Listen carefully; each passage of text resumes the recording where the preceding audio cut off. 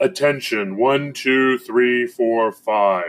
This is the preface of episode 4, 24601, part 2. The following podcast, warning, warning, warning, rant, rant, rant. The following podcast has neither rhyme nor reason. I hereby alert you to consider the consequences of the listening of the following podcast, because it does in fact have neither rhyme nor reason. That is all.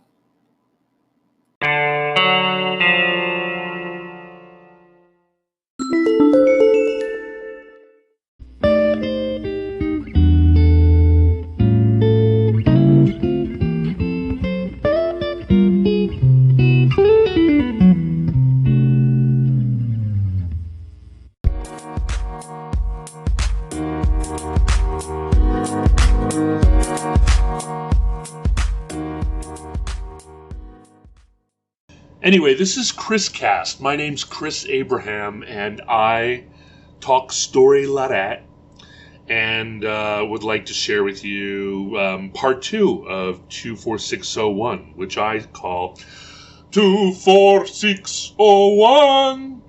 My name is Jean Valjean. Anyway, there's all kinds of memories I have of growing up as a haole in Hawaii on Oahu.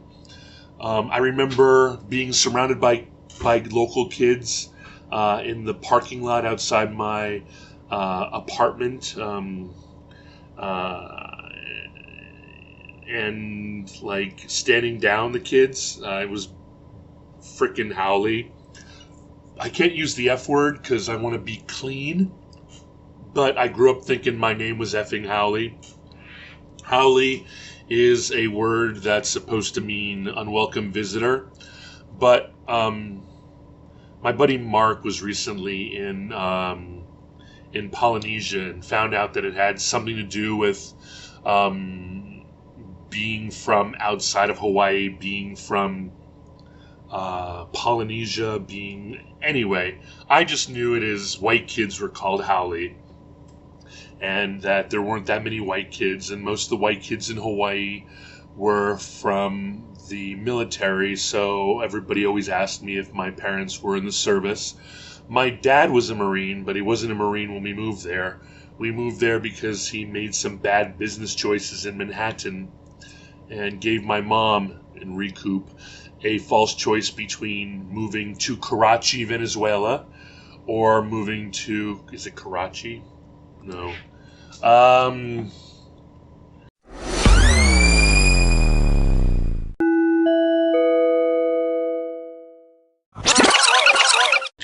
Resort area, Venezuela.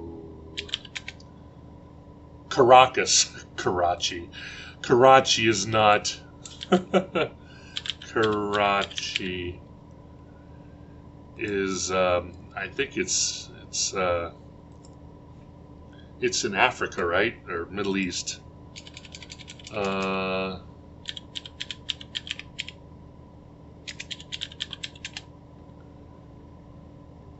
Karachi is in Pakistan. I knew that. I didn't know that Karachi was a seaside town, though. That's something I just learned. I just learned that Karachi is right on the Arabian Sea. I never think of Pakistan as being... I think of Pakistan as being landlocked. Afghanistan is landlocked. I just learned something right in front of all y'all. Karachi is a port town, and is not the place that my Caracas is where my dad asked my mom to move if she didn't want to live in Hawaii.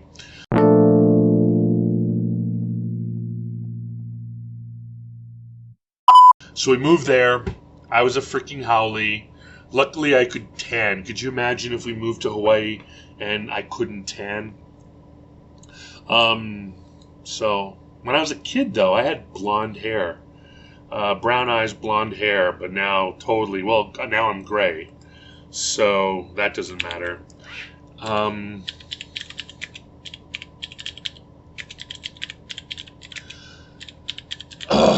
So anyway,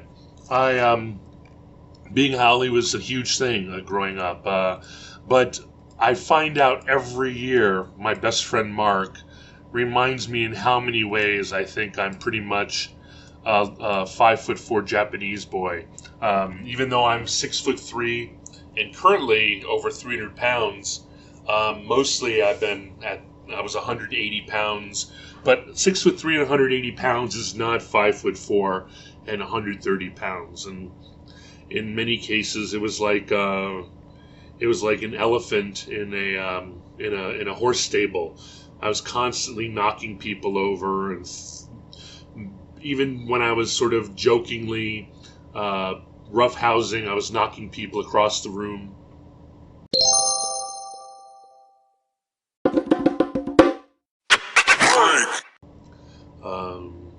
Didn't even help me in wrestling, though, because I'm too tall, and all the 200-pound boys were 5'4" and 200 pounds, and I'm 6'3" and 200 pounds, an awful lever. But anyway, I don't know, growing up in Hawaii was pretty interesting. Like I said, there's this thing called Kill Howley Day, and I never figured out if it was actually a date, so let me check with Google. What day is Kill Howley Day? Kill Howley Day has a Wikipedia thing. The term Kill Howley Day is a term for bullying incidents that occurred in some Hawaiian schools when non-white students would harass and attack white students. The incidents saw the height in the late 70s. So I moved to Hawaii in 1976 and was there till 1988. In his 2009 book, lawyer and former Hawaii Governor Ben Kaitana wrote that Kill Howley Day began as a news story headline about an incident between Howley and local students. After that, whenever there was a fight or an incident between Howley and non-Howley students, the news media and newspaper editorial boards repeatedly reprised Kill Howley Day in their news stories. So, as I suspected, there is no Kill Howley Day. That's any particular date. Couldn't be that well hidden. I think it seems to be just sort of a threat that strikes fear in you, because as an only child, a lot of local kids that I loved and adored had like the whole joke about in Hawaii nei, like people who are Japanese, Chinese, Filipinos, Hawaiian, Tongas, Tahitians, and so forth have freaking huge, like close families. And so if you get into a beef with like one kid, you presumably get into a fight with all the kids. So the extended family. So I learned this fighting technique, which is put them down hard, quick, and then scare the bejesus out of the entire extended family and be called freaking crazy. Unfortunately, that's not a very sporting way of fisticuffs. The destroy your opponent quickly and without grace or without what is the term that you show? Without mercy.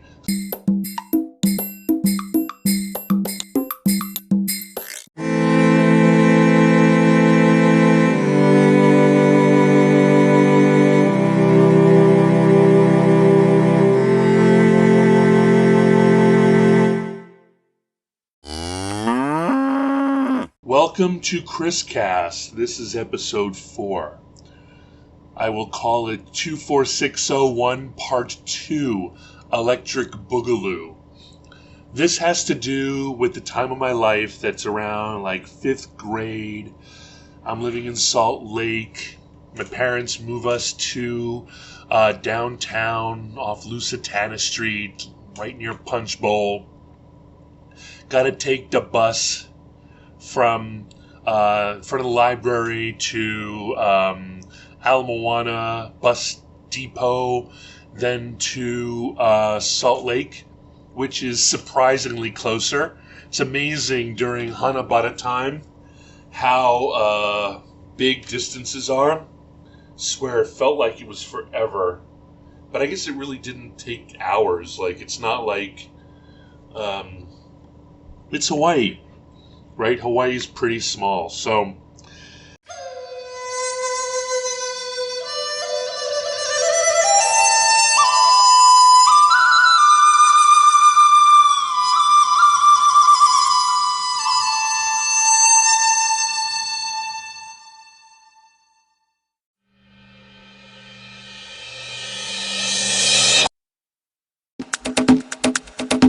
yeah, show extreme damage to someone without mercy in order to freak them, all their friends out, and everybody else out from ever engaging with you in fisticuffs is just not a neighborly way of engaging in horseplay. But I guess as an only child who moved to Hawaii and kind of felt like he was a fish out of water, that was the way I dealt with it. So, for example,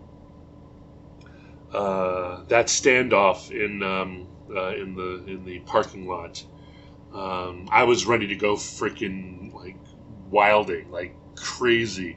But most of the time, going to Aliamanu Elementary School, I was, any of the 7th and 8th graders who wanted to beat me up or harass me or bully me, I would just run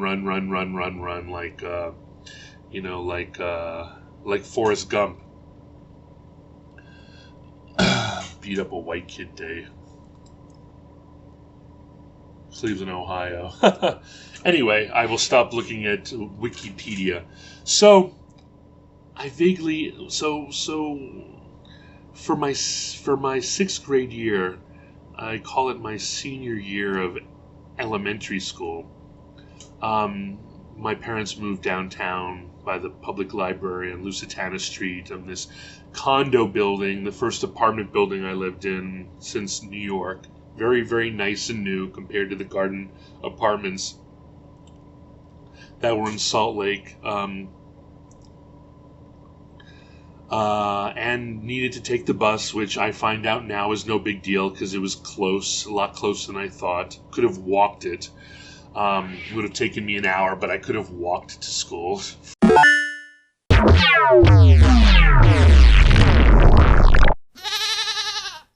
Jeez. Anyway, when I realized I certainly didn't want to go to Aliamanu Intermediate School because hormones kick in right after 12, and then I saw that downtown where I would have to go to school because of local because of proximity, rules of where you can go to school. I would have had to go to Central Intermediate School and then Central High School, and I heard like the scariest rumors from those places, and I'm like, hell no. So between 6th grade and 7th grade, I was able to convince my parents to send me to St. Louis School, and St. Louis School was awesome. I took the bus from, again, the library, Central Library. I transferred at Ala Moana, I believe, again, and then ended up going up to Kalaipuhaku and Waialae Avenue, is that right? And going to school there, until my mom and dad got separated. And then my mom rented a house that was in Kaimuki, which was really close to St. Louis. And I still took the bus until I was 16, and my parents bought me a VW Rabbit in putty-colored 4 or 5 speed. Anyway, but I loved it. It was an all-boys Catholic school. At that point, it was 7th through 12th grade. Intermediate, everybody wore aloha shirts and dress pants and dress shoes.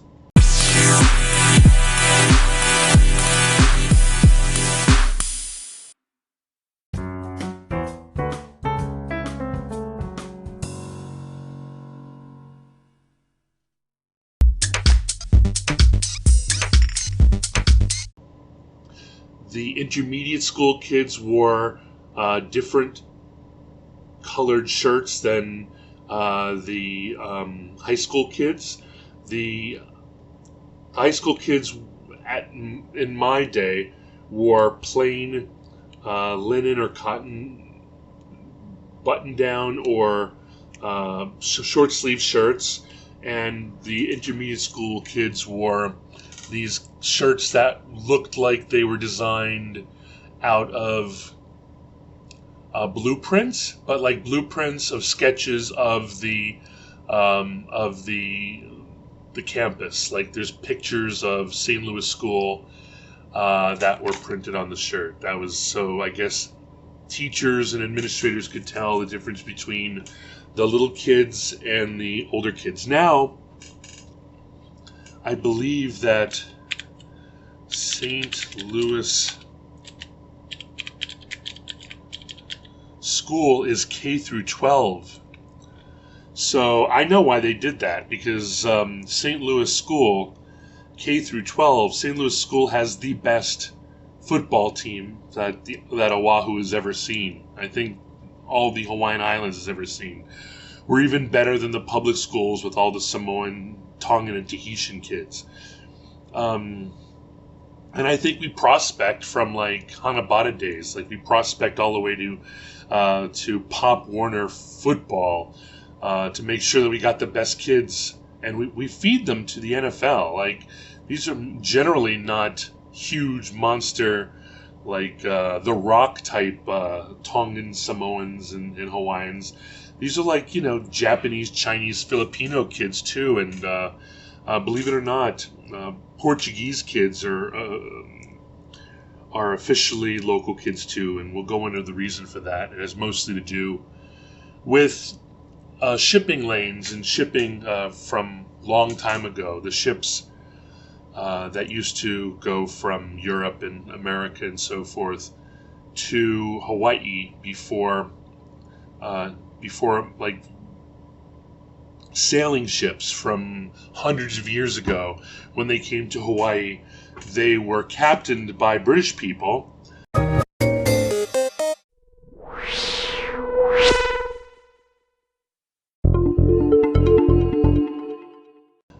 Or captained by American people, but the crew were generally Portuguese people. And as a result, the workers kind of bonded with the people of Hawaii who were working in the pineapple and sugarcane fields.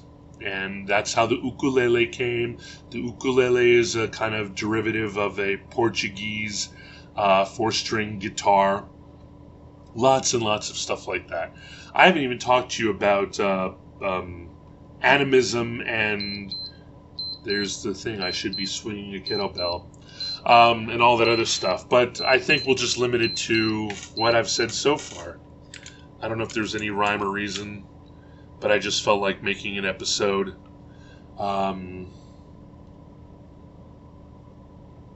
Maybe this is going to be 3 parts of 24601. Episode 2, Electric Boogaloo. Pretty much a rant. Pretty much talking about my growing up. Haven't hit really intermediate school or high school yet. I talked about an in-between place. But I'm happy to be here. Some of these podcasts will be awesome. Others will be for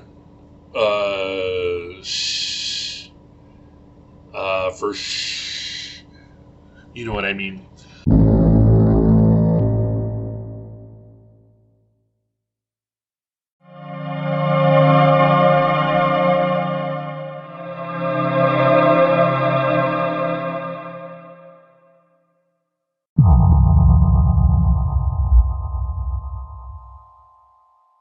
But they're all part of me. My name is Chris Abraham. I'm the podcaster behind ChrisCast. You can reach me at chris@garriscorp.com or chris@abraham.su or cabraham@gmail.com or cja@well.com. You can learn more about me at chrisabraham.com. You can learn about my business at gerr.is.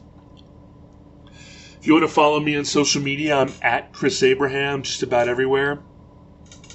Connect with me. I love to be connected with. DM me. You can text me at +1 202 352 5051. But calling isn't worth it because I only pick up if I know you or we have something scheduled. So much good stuff to talk about into the future. This one sucks, but I promise you they'll get better than this. I will talk to you soon. Beep, beep, beep, beep, beep, beep. And mahalo, aloha, mahalo nui loa. And I will talk to you soon. Ciao.